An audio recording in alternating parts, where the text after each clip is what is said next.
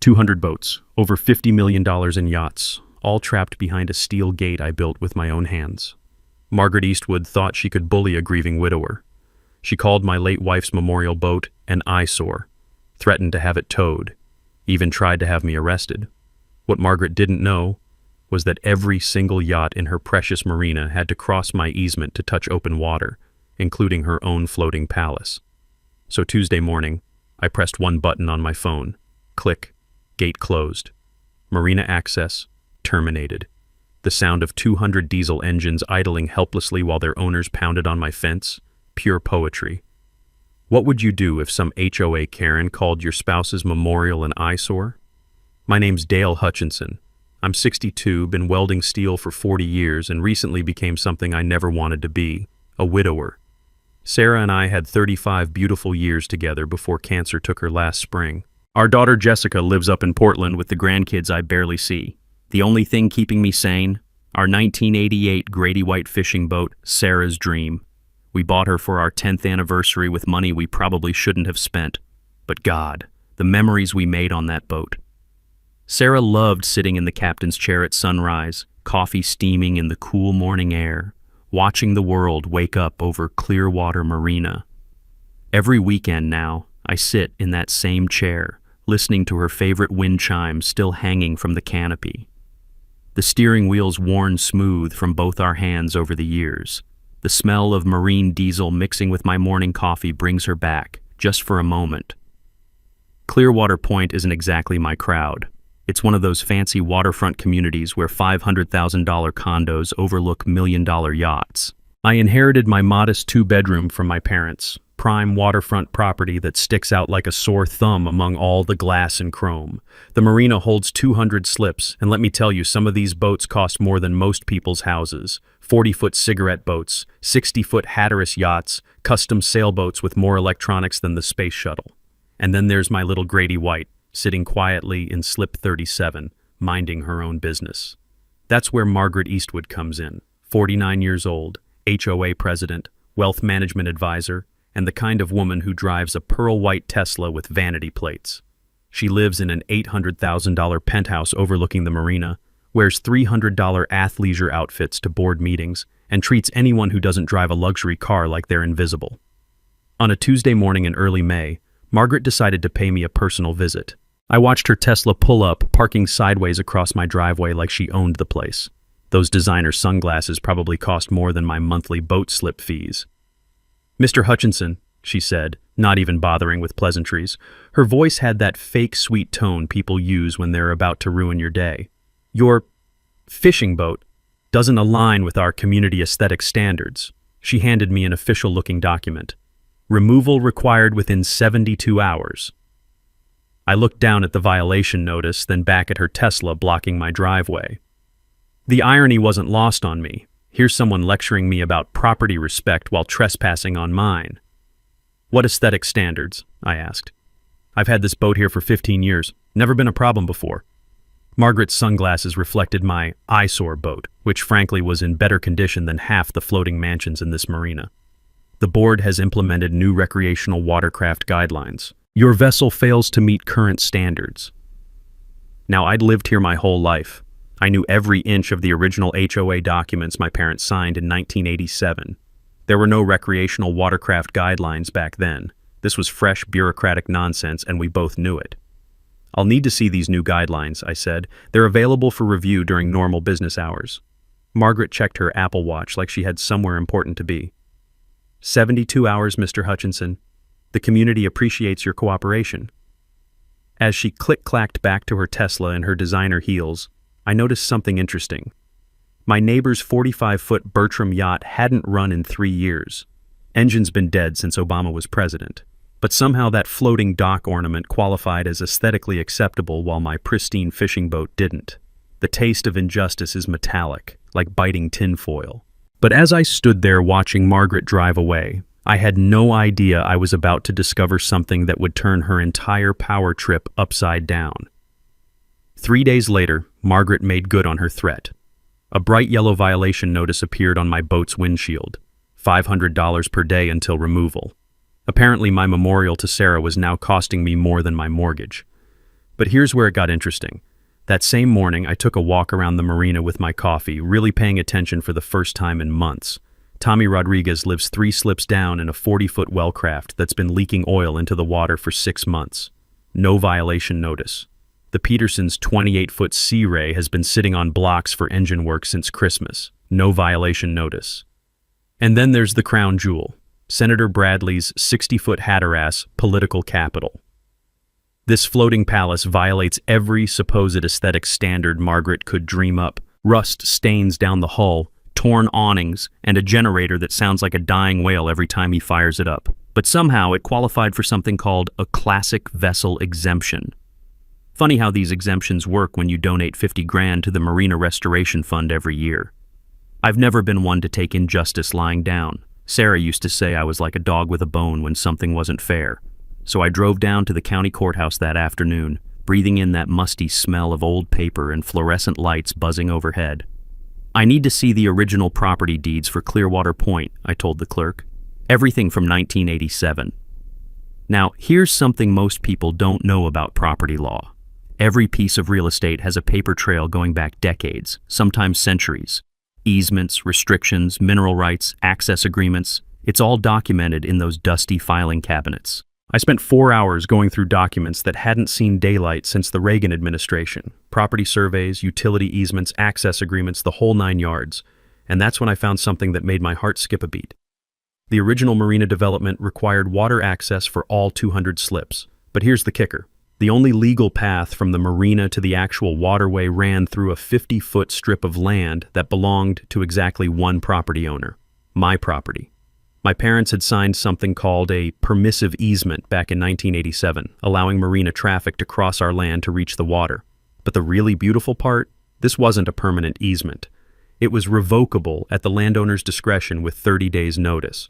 Translation: every single boat in that marina, all 200 slips worth $50 million in floating assets, depended on my permission to reach the water, and I could revoke that permission anytime I wanted. I sat there in that courthouse chair, staring at documents that were older than my daughter, trying to process what this meant.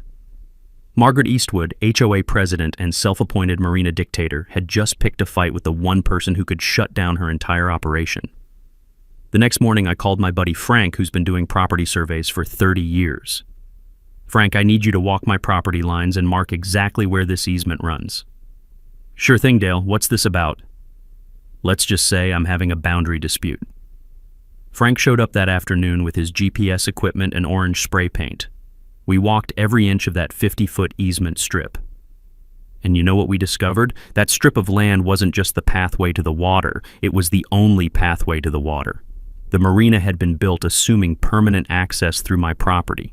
Without that easement, every boat in Clearwater Marina would be as useful as a car without roads. That evening, I sat in Sarah's captain chair watching the sunset paint the water gold. The same wind chimes that used to make her smile were singing in the evening breeze. And for the first time since she passed, I smiled too. Margaret thought she could bully a grieving widower into giving up his wife's memorial boat. What she didn't realize was that she'd just handed me the keys to her kingdom. I pulled out the violation notice and read it again. Removal required within 72 hours. $500 per day after that. Well, Margaret, I thought, two can play the ultimatum game. But mine's going to be a lot more expensive than yours. The sound of expensive boat engines warming up for evening cruises drifted across the water. Cigarette boats, Hatteras yachts, custom fishing vessels worth more money than I'd see in a lifetime. All of them completely dependent on crossing a strip of land that belonged to me. I went inside and pulled out Sarah's old recipe box where she kept all our important documents. Somewhere in there was my property deed. Time to read the fine print. Margaret escalated fast. By Friday morning, I had a certified letter from Weatherby, Prescott & Associates, some fancy law firm downtown. The letterhead alone probably cost more than my weekly grocery budget. Cease and desist all violations of HOA compliance regulations or face legal action seeking $50,000 in damages, attorney fees, and immediate vessel removal. $50,000. My chest tightened reading those words, same way it did the day Sarah got her diagnosis. I'm living on a fixed income, Social Security and a small pension from the welding shop. 50 grand might as well be 50 million. I sat at my kitchen table, staring at that letter while my coffee went cold. The morning sun streamed through Sarah's lace curtains, and I could hear those wind chimes outside, but they weren't comforting anymore. They sounded lonely. Here's what really burned me up. I looked up this law firm online. Weatherby Prescott and Associates specializes in something called community transition consulting. Sounds fancy, right? It's not. They help HOAs force out elderly residents so developers can buy up waterfront property and flip it to wealthy buyers. They've done it 12 times in the past 3 years. Harass the old-timers with violations and legal threats until they sell cheap and move away. Classic gentrification with a legal twist. But I had something they didn't know about yet. Sarah's life insurance policy had paid out enough to cover a good attorney. She always was thinking ahead, even when she was sick. I called Jackson and Associates, a property law firm that actually represents homeowners instead of bullying them. I need to understand my easement rights, I told them. That Tuesday, I met with Carol Jackson herself, 40-something, no-nonsense lawyer who drove a 10-year-old Honda and wore off-the-rack suits. My kind of people. "Tell me about this easement," she said, spreading my property documents across her desk. I explained the situation, the boat violation, Margaret's threats, the law firm letter. Carol read everything twice, then pulled out a magnifying glass to examine the 1987 easement agreement. "This is interesting," she said after 20 minutes of studying. "Your parents signed what's called a permissive use easement. It's not a permanent right-of-way." "Meaning what exactly?" "Meaning you can revoke it any time with 30 days written notice. Every boat owner in that marina is essentially trespassing on your property with your permission. Permission you can withdraw." She leaned back in her chair and smiled. "How many boats are we talking about?" 200 slips. "Maybe $50 million worth of vessels." Carol's smile got wider. "And they're threatening to sue you for $50,000 over boat aesthetics." That's about the size of it. "Dale, I've been practicing property law for 20 years. This is the most one-sided leverage situation I've ever seen. You hold all the cards." Here's what I learned about easement law that day. Property access rights aren't automatic just because they've existed for years. If the original agreement allows revocation, the landowner has absolute authority to say no, no matter how inconvenient it is for everyone else. Translation: Margaret picked a legal fight with someone who owns the roads to her castle. Carol explained the process. File a formal easement termination notice with the county. Send registered letters to all affected parties. Post legal notices on the property. Wait 30 days. Then I could legally prevent any marina traffic from crossing my land. "What about their boats?" I asked. "What about them? Not your problem. They signed marina leases without ensuring permanent access rights. That's their mistake, not yours." The filing fee was $500, exactly what Margaret was charging me per day for my boat violation. Poetic justice. That evening, I stood on my dock watching the evening boat traffic. Cabin cruisers, fishing boats, sailing yachts, all motoring past my property line on their way to and from the marina. The sound of powerful engines and the smell of marine exhaust filled the air. Every single one of them was about to learn a very expensive lesson about property rights. I pulled out my phone and called Jessica in Portland. She answered on the third ring. "Hey Dad, how are you holding up?" "Better than I've been in months, sweetheart. I wanted you to know your mother's boat is staying right where it belongs." "Did you work something out with the HOA?" I watched a 60-foot Hatteras cruise past, probably heading out for a sunset dinner cruise. "You could say that. Your mom always said bullies only understand one language." "What's that?" "Consequences." The next morning, I drove back to Carol Jackson's office with a check for $500 and authorization to file the easement termination paperwork. Margaret thought she could intimidate a grieving widower with legal threats and fancy law firm letterhead. She had no idea what was coming. Margaret wasn't done. A week later, she called an emergency HOA board meeting. I got the notice slipped under my door at 10 p.m. on a Sunday night, meeting scheduled for Monday at 7 a.m. Classic power move designed to limit attendance from working families. But I showed up anyway, along with about 30 other residents. The community center smelled like industrial coffee and Margaret's expensive perfume. She sat at the head table wearing a navy blazer that probably cost more than my monthly utilities. "This emergency session addresses an immediate safety concern," Margaret announced. "We have an unsafe vessel creating liability issues for the entire community." Unsafe vessel. That's what she was calling Sarah's dream now. The motion was simple. condemn Dale Hutchinson's boat as a safety hazard and authorize immediate removal using community funds. $5,000 for professional towing and storage fees, to be recovered through liens against my property. In other words, they'd steal my boat and make me pay for the privilege. The vote wasn't even close. 15 wealthy yacht owners versus 3 working-class boat owners and a handful of residents who didn't care either way. Margaret had stacked the deck perfectly. But here's what she didn't know. I'd spent the past week doing homework, not just on easement law, but on marina finances. Turns out the Clearwater Marina Association had some very interesting revenue streams.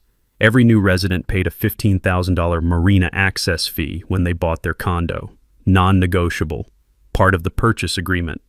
Margaret had been collecting these fees for 8 years. That's over $2 million in access fees for something my family provided for free. Free because my parents never charged for the easement. They were good neighbors back when that meant something. I started documenting everything. Every boat that crossed my property line, every time someone used the easement for marina access, every violation of my property rights that Margaret was profiting from.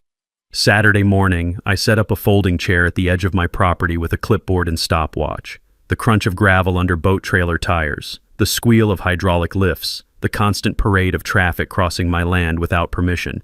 In 6 hours, I counted 87 boats using my easement. Cabin cruisers heading out for fishing trips, sailing yachts departing for weekend races, jet skiers towing their toys to the launch ramp, every single one technically trespassing on private property. My neighbor Tom stopped by around noon. He's the marina maintenance guy, works 6 days a week keeping these millionaires' toys floating and functional. What's with the clipboard, Dale? Just keeping track of who's using my driveway. Tom laughed, but then he saw I was serious.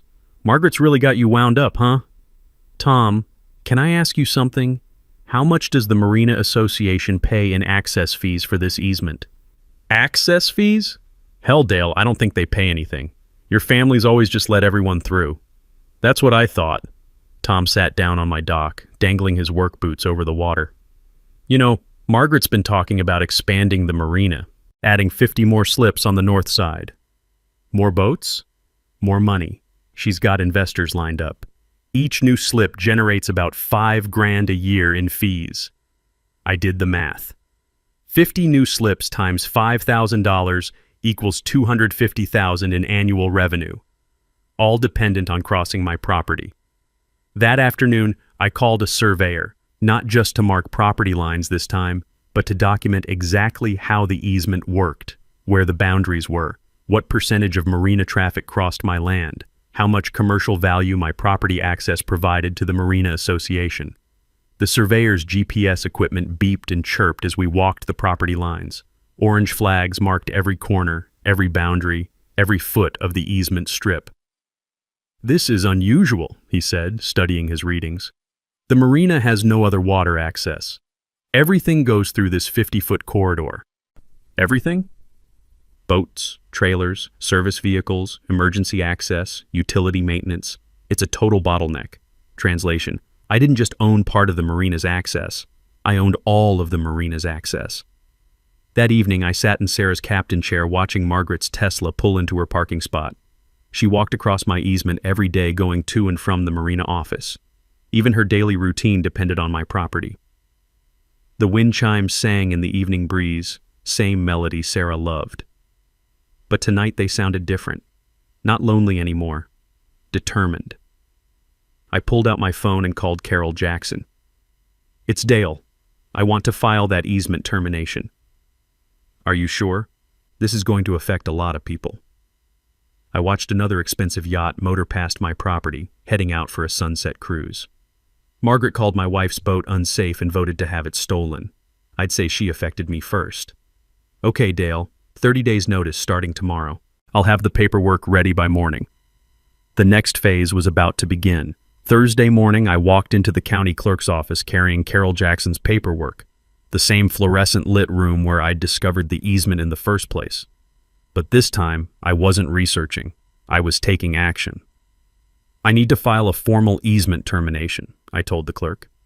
She looked over the documents, stamped them with that satisfying bureaucratic thunk, and handed me the receipt. 30-day notice period starts today. You'll need to post copies on the affected property and send registered letters to all impacted parties. All impacted parties meant every single boat owner in Clearwater Marina. 200 certified letters at $4 each. $800 to inform an entire community that their marina access was about to disappear. Money well spent. But the real revelation came that afternoon when I met with Carol to review the Marina Association's financial records, public documents, available to any community member who bothered to ask. "Look at this," Carol said, spreading spreadsheets across her desk. Marina access fees collected over 8 years, $2.3 million. For what? For the right to cross your property. Property your family has provided access to for free since 1987. I stared at those numbers. $2.3 million. Margaret had been charging residents for something that belonged to me. "There's more," Carol continued.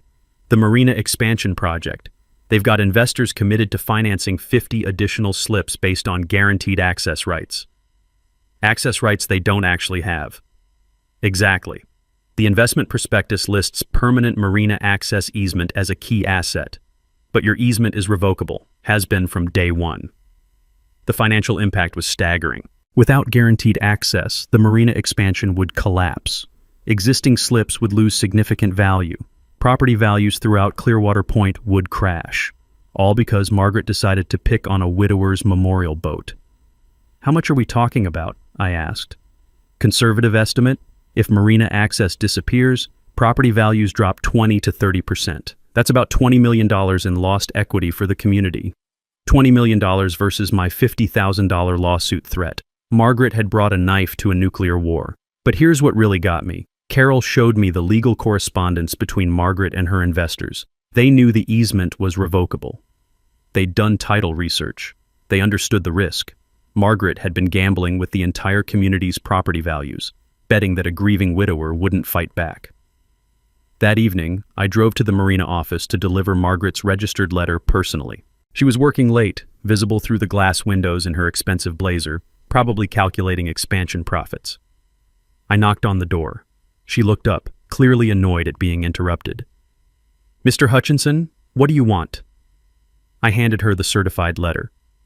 "Easement termination notice, 30 days. Margaret opened the envelope and read the first paragraph.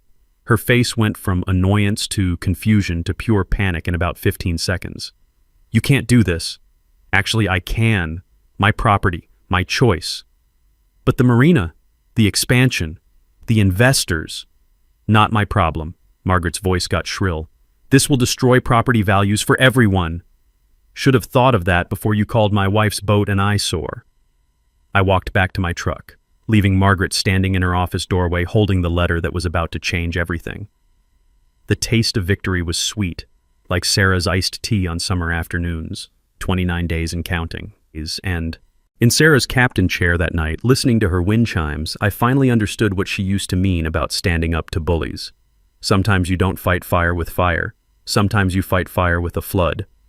Margaret thought she could drown me with legal threats and financial pressure, but I was about to show her what real leverage looks like. The countdown had begun. The next 3 weeks were the most productive I'd been since Sarah passed.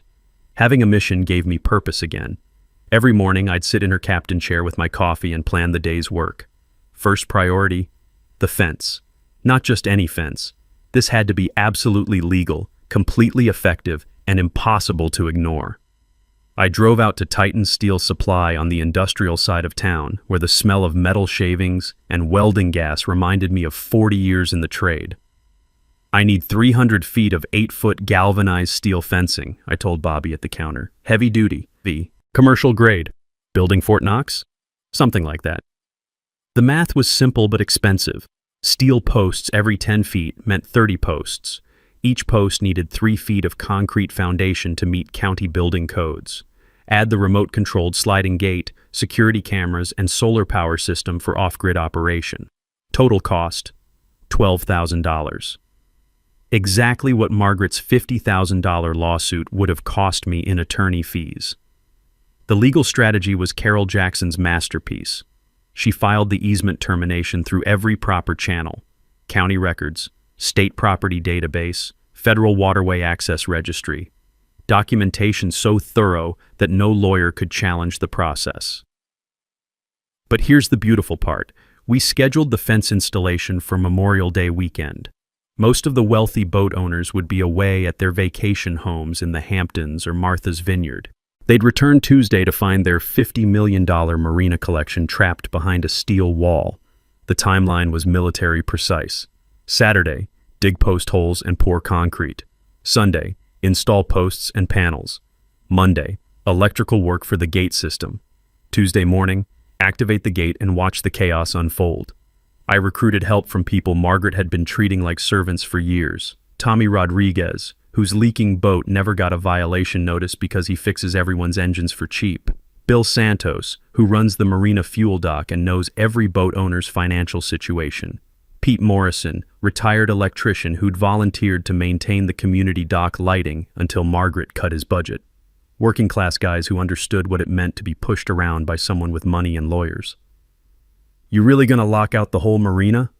Tommy asked Saturday morning as we mixed concrete for the fence posts. 30 days notice, just like the law requires. Same as they gave me for my boat. Tommy smiled as he poured concrete around a steel post. Man, Margaret's gonna lose her mind. The technical details mattered. Each post had to be exactly aligned, perfectly plumb, and set in concrete according to county specifications. The gate system required buried electrical cables, solar panels for power, and remote control capability. I'd learned a few things about electronic gate systems over the years. The key is redundancy. Primary power from solar panels, battery backup for cloudy days, manual override for emergencies, and most importantly, remote operation from inside my house. Pete Morrison handled the electrical work like a surgeon. "This gate's going to be bulletproof," he said, connecting the final control wires. "Tamper-proof locks, motion sensors, security cameras. Nobody's getting through without your permission." The financial calculations kept me motivated. Carol had shown me exactly how much the marina generated in revenue per month. Slip fees, fuel sales, maintenance contracts, access fees, about $80,000 monthly, all dependent on crossing my 50-foot strip of land. My leverage calculation was simple. Charge $100 per month per boat for easement access. 200 boats times $100 equals $20,000 monthly, more than enough to cover my legal costs and provide Sarah's memorial boat with the protection it deserved. But the real plan wasn't about money. It was about respect. Sunday evening, with the fence nearly complete, I got a call from Jessica in Portland. "Dad, are you sure about this? It sounds pretty extreme. Your mother always said bullies don't understand anything but strength. But all those boat owners..." "Jessica, they sat in that room and voted to steal your mom's boat. They could have stood up to Margaret, but they chose the easy path. Sometimes consequences are the only teacher that works." Monday night, I did the final system test. Solar panels charged, batteries full, gate mechanism smooth and quiet, security cameras recording in high definition, remote control app working perfectly on my phone. Tom Martinez stopped by around sunset. "This is really happening?" 8 a.m. tomorrow. Gate closes, marina's closed for business. Tom grinned. Wish I could see Margaret's face. "Oh, you will. I installed cameras for that exact reason." That night, I sat in Sarah's captain chair one last time before everything changed. The marina was busy with Memorial Day traffic. Boats coming and going, owners preparing for the summer season. The sound of expensive engines and the smell of marine fuel filled the evening air. Tomorrow, it would be silent. I raised my coffee mug toward her wind chimes. "This one's for you, sweetheart." 24 hours until Margaret learned what real consequences look like.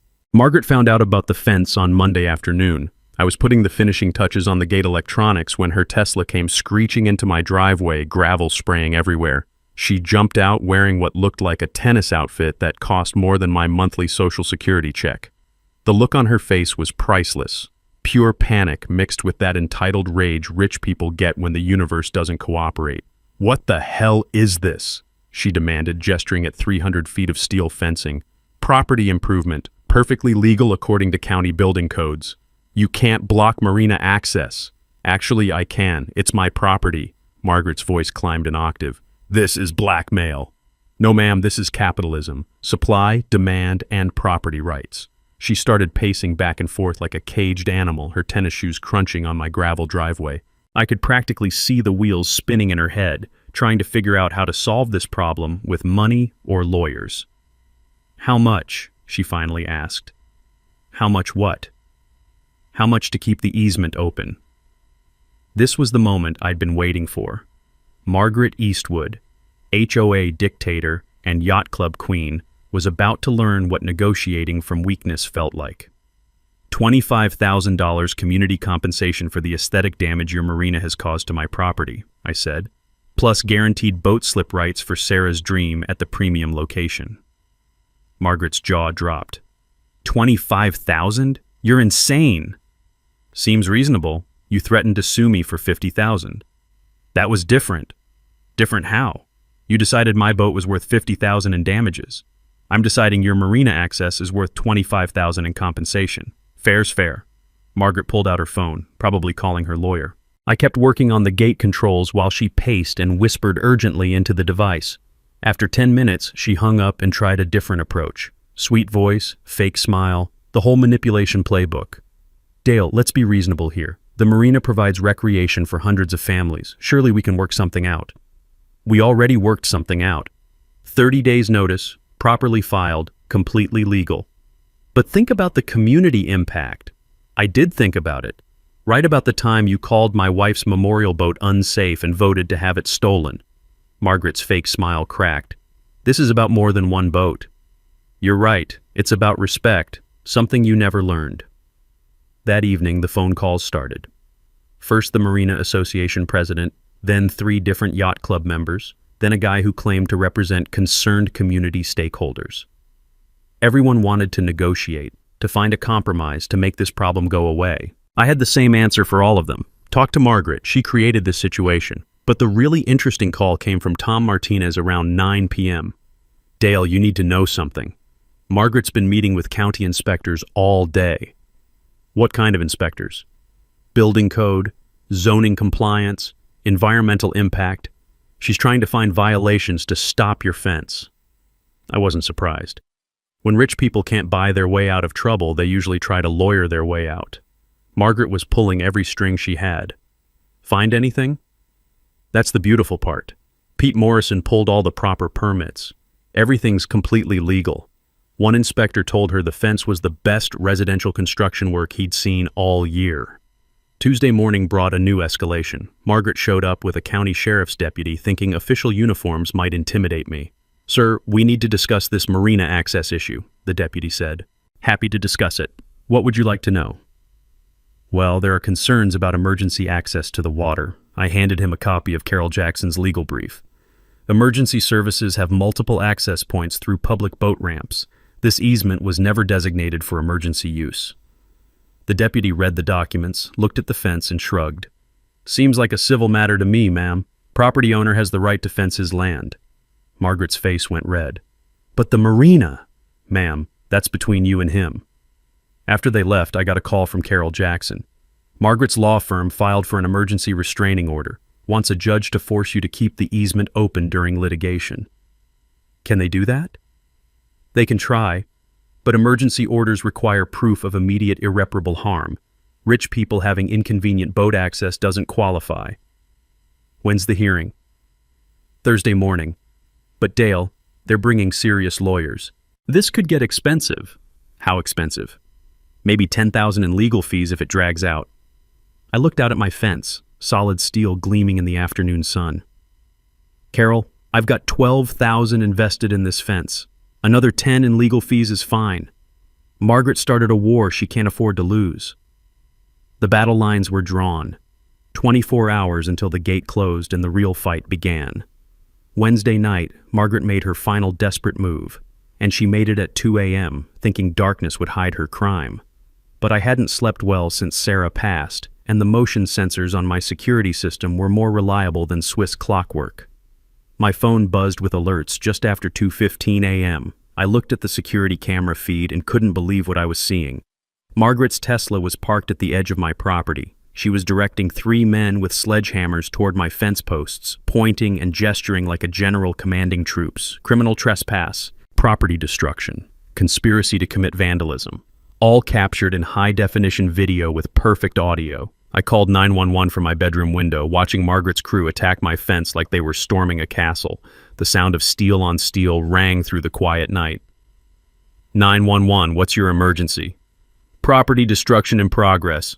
3 men with sledgehammers attacking my fence. I have them on security video. We'll dispatch units immediately.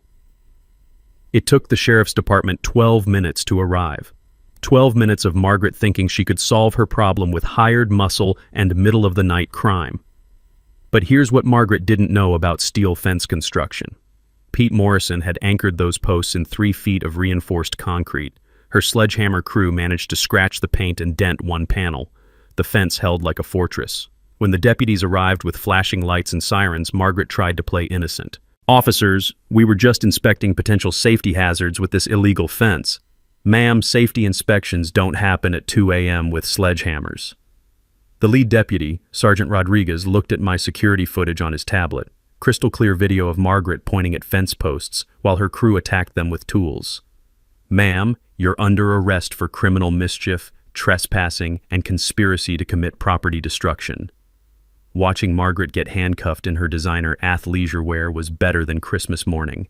Her fake nails clicking against the steel handcuffs. Her perfectly styled hair getting messed up as she struggled. This is harassment. I'm calling my lawyer. You can call from the station, ma'am. Thursday's emergency court hearing was a disaster for Margaret's legal team. Turns out judges don't appreciate property owners who try to solve legal disputes with midnight sledgehammer attacks. Your Honor, Margaret's lawyer argued, the easement closure will cause irreparable harm to Marina access. Judge Harrison, a no-nonsense woman in her 60s, wasn't impressed. Counselor, your client was arrested last night for attempting to destroy the fence with hired vandals. Are you seriously asking this court to reward criminal behavior? That was a misunderstanding, Your Honor. A misunderstanding caught on security video. Judge Harrison held up still frames from my cameras. Mr. Hutchinson, has your client offered any compensation for this attempted property destruction? Carol Jackson stood up. No, Your Honor. In fact, the defendant has refused to pay for fence repairs and has threatened additional legal action. Motion denied. Mr. Hutchinson has absolute right to control access to his property. If the Marina Association wants easement access, they can negotiate compensation like any other business arrangement. Margaret's insurance company dropped her that afternoon. Turns out, intentional property destruction voids liability coverage. Her criminal charges meant personal financial responsibility for any damages or lawsuits. The phone calls that evening were desperate. Marina Association board members, yacht club officers, even the mayor's office. Everyone suddenly wanted to negotiate. But I had one answer. The gate closes tomorrow morning as scheduled. Anyone wanting access after that can submit written proposals through my attorney. Tom Martinez stopped by around sunset with inside information from the Marina office. Margaret's in full panic mode, he said. She's been calling investors all day, trying to explain why the expansion project is collapsing. What are they saying? They want their deposits back. $2 million in development funding gone. The Marina Association doesn't have that kind of cash. Bankruptcy? Unless they can get easement access restored fast. And word's getting out about Margaret's arrest. The yacht club's talking about removing her from all leadership positions. That night, I did final checks on the fence and gate system. Solar panels charged, batteries full, cameras recording, remote control tested and ready. Everything perfect. I sat in Sarah's captain chair one last time before the marina went silent. The evening boat traffic was lighter than usual. Word had spread about tomorrow's deadline. Smart owners were getting their boats out before the gate closed. The wind chimes sang their gentle song, same melody that brought Sarah peace during her final months. Tomorrow would bring chaos, confrontation, and consequences. But tonight, everything was calm. I raised my coffee mug toward the marina lights reflecting on the water. Sarah, justice is coming, just like you always said it would. 8 hours until Margaret's world changed forever. Tuesday morning, May 30th, 8 a.m. sharp. I sat in my kitchen with coffee and Sarah's old recipe box, watching the security cameras on my tablet. 57 boat owners were returning from Memorial Day weekend, expecting normal marina access. Instead, they found 300 feet of 8-foot steel fence with a locked gate and a large sign. Private property, easement terminated, no marina access. I pressed the app on my phone. The remote gate mechanism engaged with a satisfying mechanical thunk. Locked tight. Game over. The first car arrived at 8:15 a.m., a silver BMW towing a 28-foot contender. The driver got out, walked to the gate, pulled on the handle. Nothing. He read the sign, pulled out his phone, started making calls. By 8:45, there were 37 vehicles backed up on Marina Drive. Boat trailers, RVs towing jet skis, luxury cars full of families returning from weekend trips. The smell of boat exhaust mixed with frustrated voices carried across the water. At 9:20, Margaret arrived in her Tesla, still wearing yesterday's clothes and looking like she hadn't slept. She marched to the gate and started yanking on it like a woman possessed. "Dale!" she screamed toward my house. "Open this gate right now!"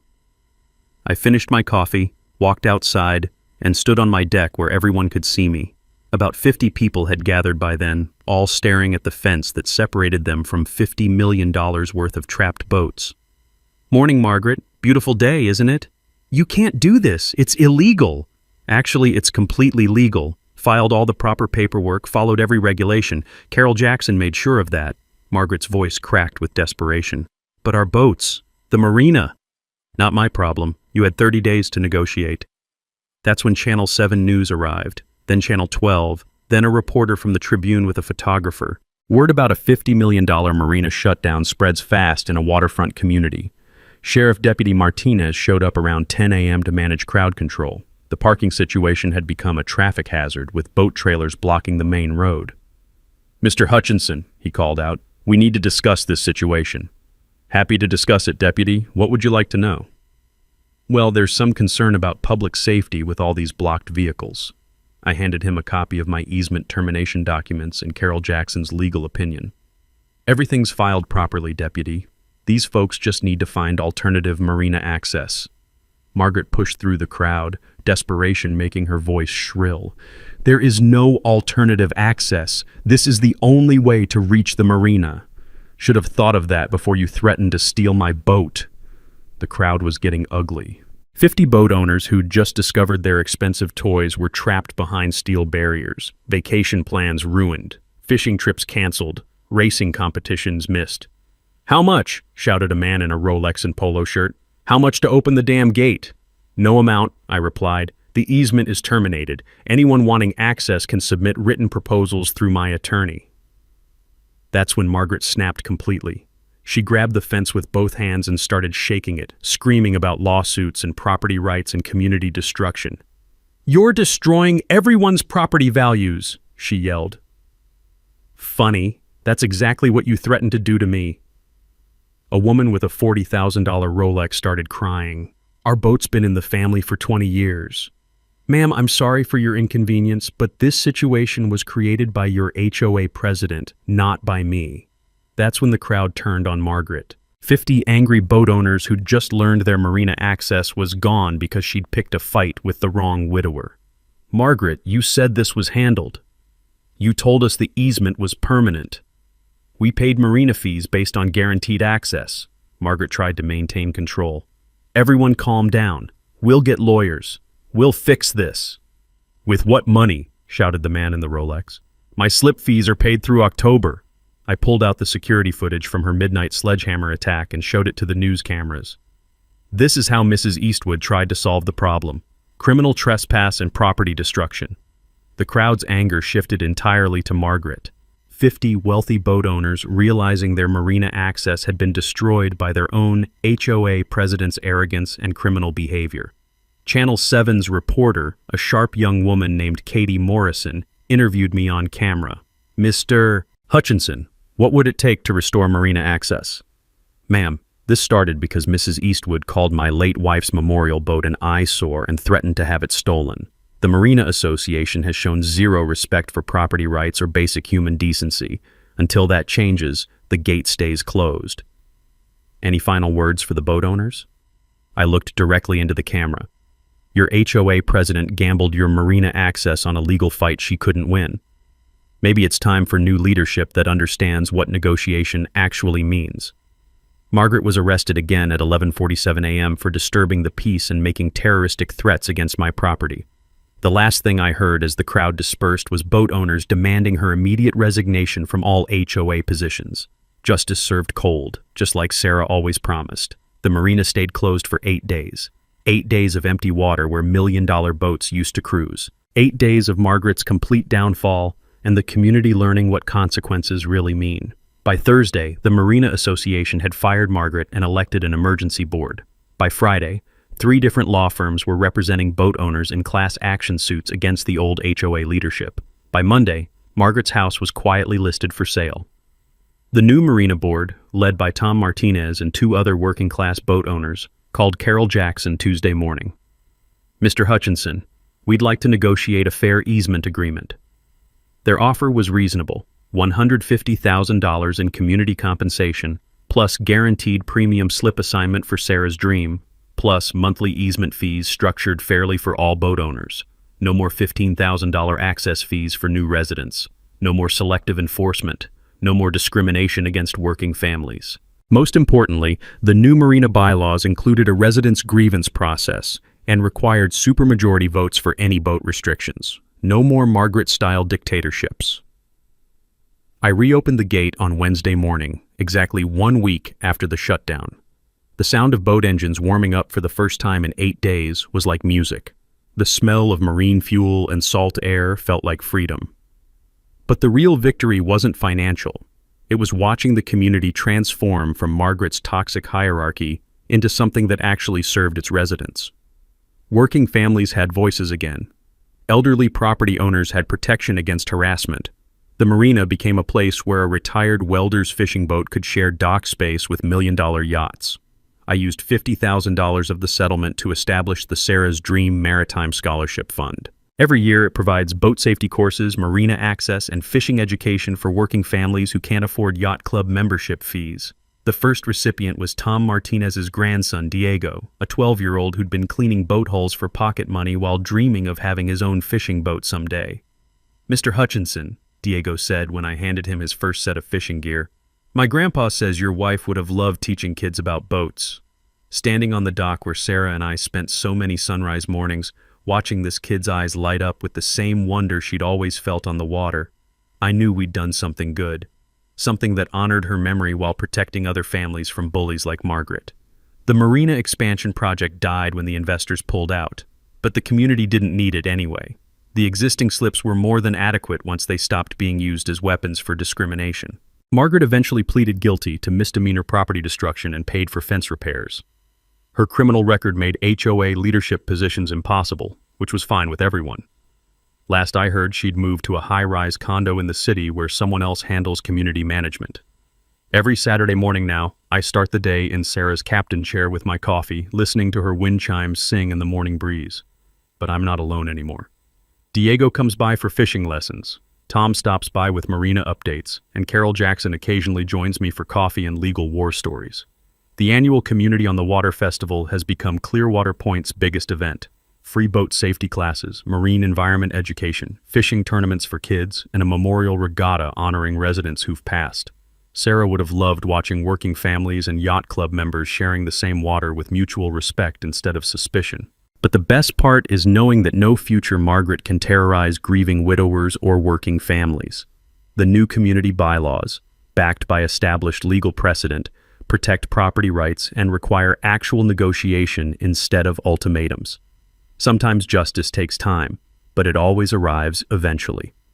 Speaking of justice, next week I'm sharing another story about consequences for entitled behavior. A woman tried to steal my parking spot for 6 months, using her BMW to block my car whenever she felt like it.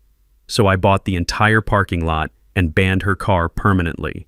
Hit subscribe if you want to hear how that turned out. And please, share your worst HOA nightmare stories in the comments. I read every single one, and your experiences help other people understand they're not alone in fighting community bullies. Sarah always said bullies only understand one language: consequences. Thanks to all of you supporting this channel, we're teaching that language one story at a time. Until next time, remember, know your rights, document everything, and never let someone else's money intimidate you into accepting injustice. Thanks for hanging out with us on HOA Stories, where the HOA Karens meet their match. If this story had you cheering or cringing, go ahead and like the video, drop a comment with your reaction, and hit subscribe so you're ready for the next wild HOA tale.